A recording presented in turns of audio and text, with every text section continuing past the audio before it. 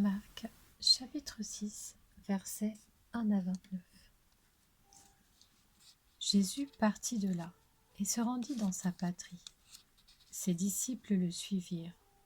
Le jour du sabbat, il se mit à enseigner dans la synagogue. Beaucoup de gens l'entendirent. Ils étaient étonnés et disaient : « D'où cela lui vient-il ? Quelle est cette sagesse qui lui a été donnée ? Et comment de tels miracles se font-ils par son intermédiaire ? N'est-il pas le charpentier, le fils de Marie, le frère de Jacques, de Joseph, de Jude et de Simon ? Et ses sœurs ne sont-elles pas ici parmi nous ? » Et ils représentaient un obstacle pour eux. Mais Jésus leur dit : « Un prophète n'est méprisé que dans sa patrie, parmi ses parents et dans sa famille.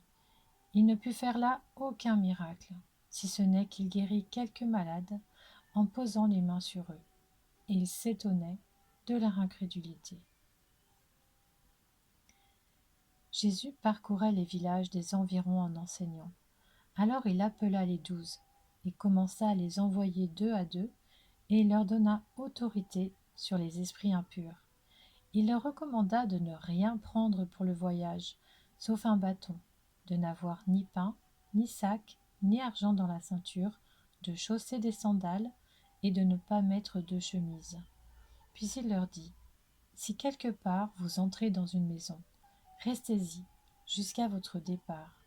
Et si dans une ville, les gens ne vous accueillent pas et ne vous écoutent pas, retirez-vous de là et secouez la poussière de vos pieds en témoignage contre eux. » Ils partirent et prêchèrent en appelant chacun à changer d'attitude.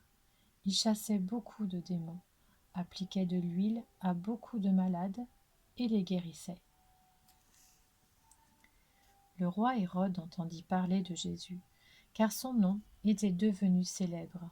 Il disait : « Jean-Baptiste est ressuscité, et c'est pour cela qu'il a le pouvoir de faire des miracles. » D'autres disaient : « C'est Élie », et d'autres disaient : « C'est un prophète, comme l'un de nos prophètes. » Mais Hérode, en apprenant cela, disait : « Ce Jean que j'ai fait décapiter, c'est lui, il est ressuscité. » En effet, Hérode lui-même avait fait arrêter Jean et l'avait fait enchaîner en prison à cause d'Hérodiade, la femme de son frère Philippe, qu'il avait épousée.